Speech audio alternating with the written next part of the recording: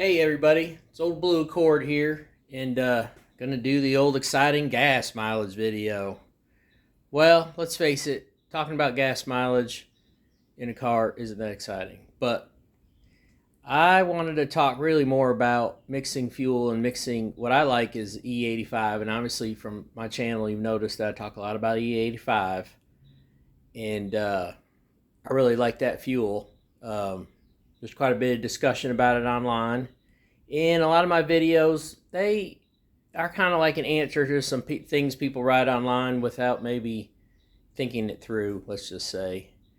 And I always am curious, if how things work. And in this case, I wanted to mix my Jeep I've got the information on the right. The Jeep is a 6.4 liter. It requires 93 octane fuel, obviously, or 91 if you're in California. We have 93 here.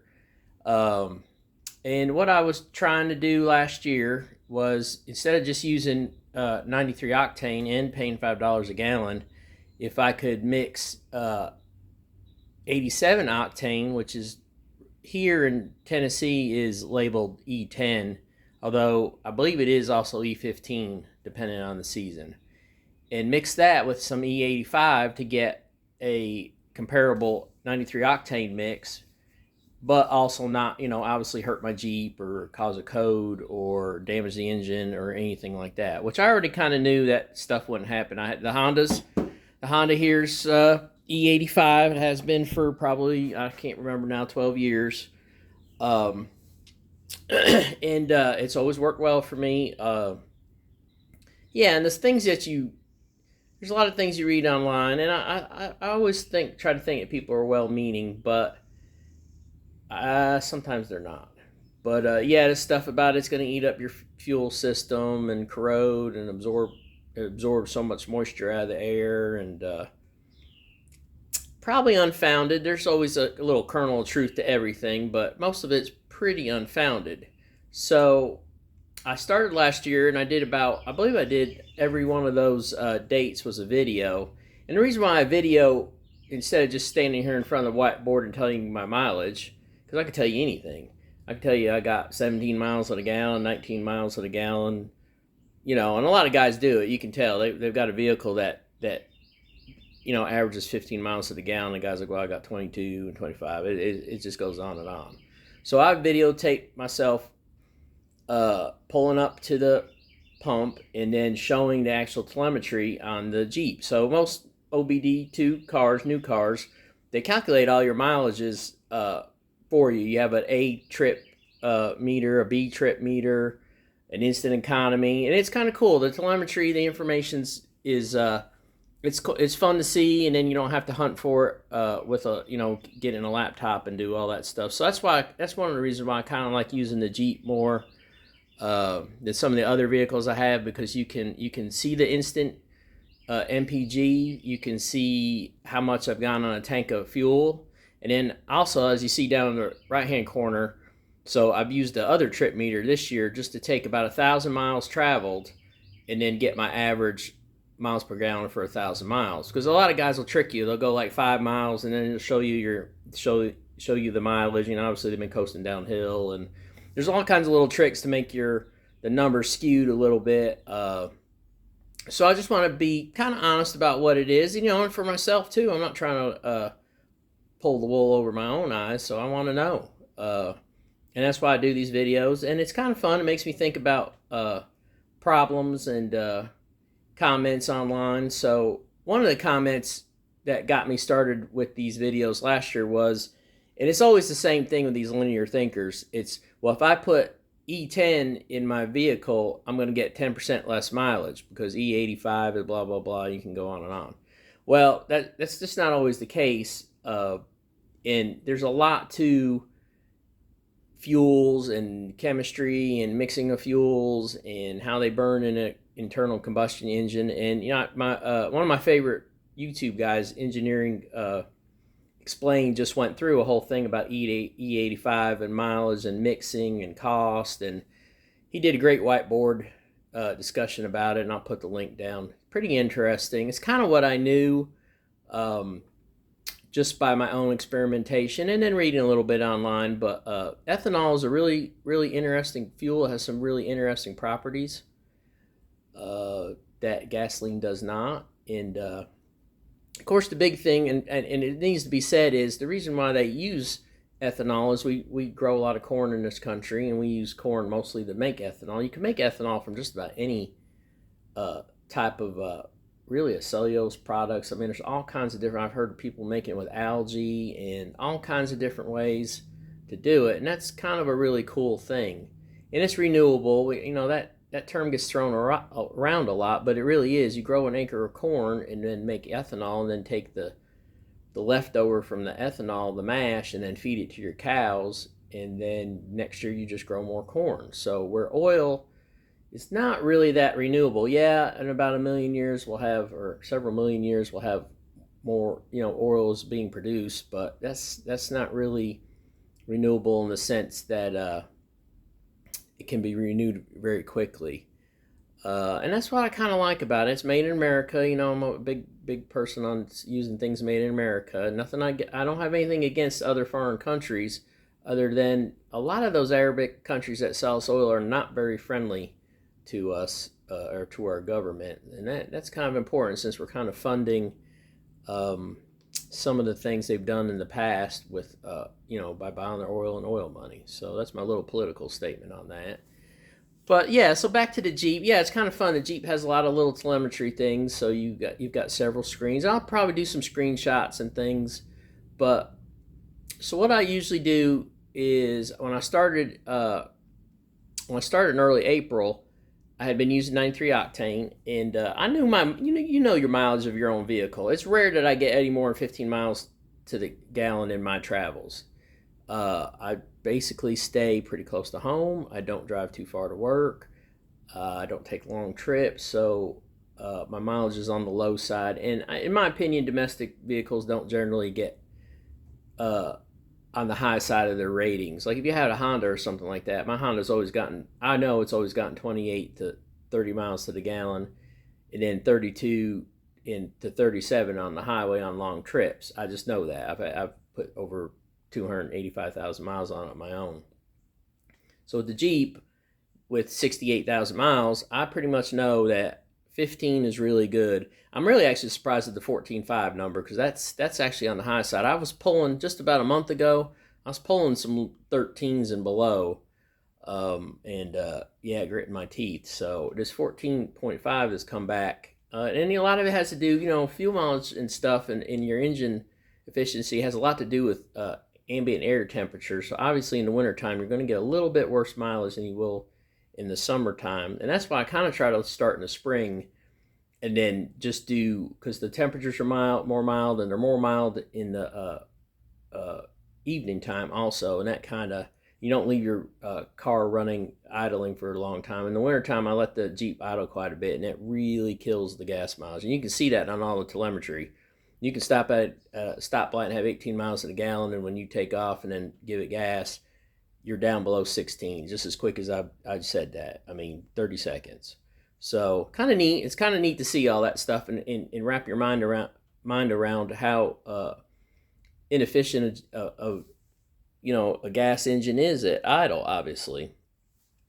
So I went ahead and ran the numbers. Actually went through my own videos and double checked, because I had wrote everything down, but I wanted to check. And you can see from the start to the end, the mileage really didn't change that much. And that's the hard part about tests when you're just driving around. You don't know temperatures, and maybe it was really cool in May and maybe it was really warm in May.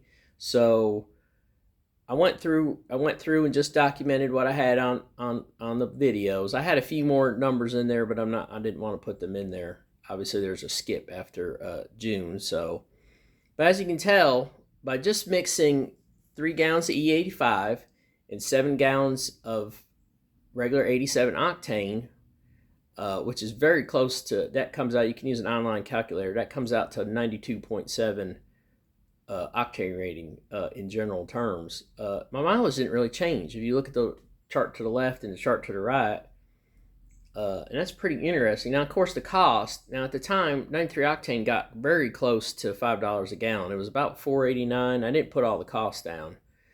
Now, E85 generally is, in my area, from the pump, about $2.89 to maybe $3.25. It's always about 20 to 25 cents less than 87 octane E10. And so right there, by mixing them two, pretty obvious I'm saving money. Difference between $3.25 and $4.90 or $5 is significant.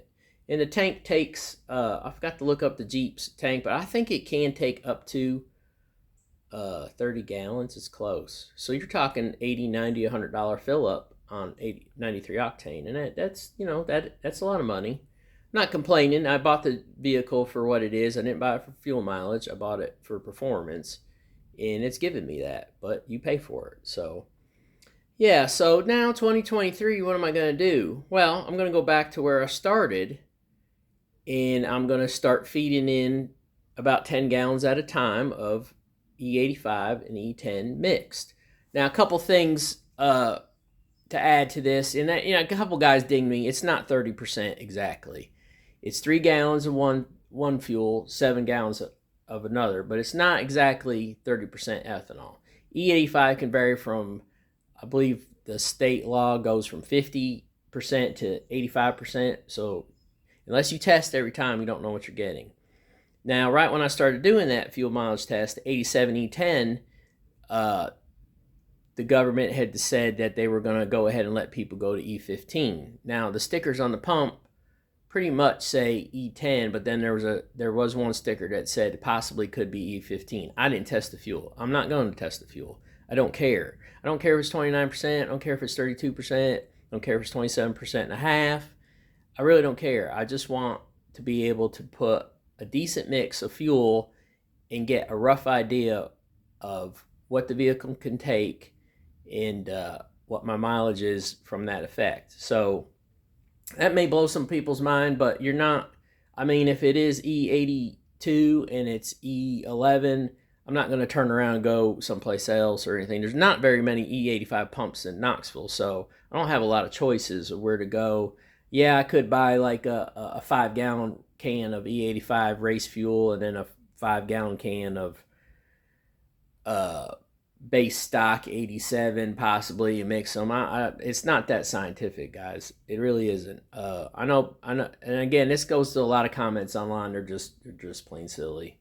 Because things people say in the way they calculate fuel mileage and understand chemistry is it's just downright silly. But so I think what we're going to do this year, start off again with just putting 10 gallons in at a time. And I just filled the tank this week, and I'm going to run it down about half a tank, and I'm just going to slowly fill in. I didn't go all in last time because obviously your fuel injection, especially with the Jeep, it has some algorithms in there that over time it takes the readings from your oxygen sensor and spark knock and other things like that, and it tries to make a fuel. It tries to use a fuel map that's gonna best suit the engine's needs. So I don't think you want to go whole hog crazy and just dump 25 gallons of E85 in there and then stomp the gas, leaving the gas station. And that's an important thing too, is my Jeep's not tuned for E85. It's just a box stock right off the showroom floor. So with 68,000 miles, there's no tuning involved. Not messing with fuel pressure or anything else that's going to skew my test. Now I'm going to tell you, and you probably know that I just got done telling you I like E85 and I've got 2 vehicles converted over. Guess what? I'm probably going to convert more vehicles, right?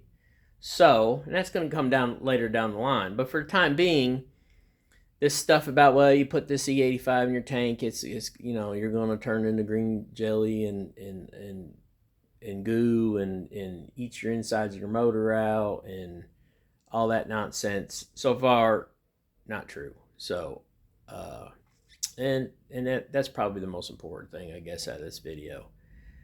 But so anyway, so for my excitement is I always like to, I'm curious, so I'm going to do the experiment all over again. I'm probably going to try to do about 3 or 4 months, and this time I might just stick with what I got, and I might just stay with mixing. I'm very happy with the performance of the Jeep. I'm gonna look at some of the short-term, long-term knock tables. I'm gonna tell you without even looking at them, and I didn't look at them last year. I didn't cheat or anything. I didn't use a torque app or. I think it takes the knockout of the vehicle. It's the Jeep, the way they're tuned, especially in the 15. You usually have 2 to 4 degrees of timing taken out at any one point, which isn't a lot, but it definitely knocks the power down. And definitely the mid-range torque, you notice when you run E85 is much better. I'm a firm believer in that, without running on a dyno or spending a bunch of money. And that's probably the biggest benefit, really, is the vehicle's snappier. I don't notice as much on the Honda because obviously it's lower power, and you're not gonna. But I do believe that you get more mid-range torque even with the little Honda motor. So. And there's a million videos about that, and dyno runs and scientific studies, and you can do your own research on that. But and another good thing is supposedly the emissions are less. So I think by using more E85, you're kind of helping with emissions, and that's kind of an important thing to some people. Some people don't care. But anyway, yeah. So I'm gonna go ahead and start feeding in my fuel mix. I'm going to do little short videos of me pulling up to the pump and talking about it and showing the dashboard, what it says on the dashboard, so I'm not trying to play any shenanigans with you like some very well-known YouTube people do. And yeah, we'll have fun with it. And it's going to be an on and off thing. Obviously, I'm still working on the Honda, still working on some other things. And yeah, and then we're going to creep up on something where possibly we convert completely to E85, or possibly we do some flex fuel. I'm definitely doing my research on that. Definitely like to do it myself. I'm not too thrilled about doing my own tuning. That's just really tedious in my opinion. But yeah, and I think the first step obviously is get a wideband. I don't have a wideband on the Jeep. I do have it on the Honda. And by getting the wideband, we'll be able to look a little bit of what the engine is actually doing, under load with the fuel mix, etc. And then we'll go from there. And that's how I tuned the Honda. I put a wideband on it box stock, and I drove it for like a year. So it was like watching your oil pressure gauge. You practically, within a certain amount of time you drive a vehicle, kind of where your gauges run and what's when it's cold, when it's hot, when it's whenever. And I was able to pretty much. I didn't do a whole lot of logging with the wideband, but I did look at the wideband quite a bit when the engine was cold, when it was hot, when it was cold outside, when it was hot outside, when the air conditioner was on, etc. And I got to understand where the fuel injection, what the target numbers were looking for. And so it was really easy for me to, when I switched over to E85, I knew that the engine was still running in its correct parameters for the most part by just kind of, like I said, monitoring for a year box stock with just regular fuel, and then converting over. So I'll probably do the same thing with the Jeep. I'll probably step up a little bit and do some better there's just better software there and computer programs than there was 10, 12 years ago. You can easily now log all your parameters with an OBD2 vehicle and make graphs and charts and all that stuff. So that's cool. It's cool, and it's good telemetry. But yeah, all right, so this video's gone about 19 minutes. I apologize for that, but I wanted to get that all out there.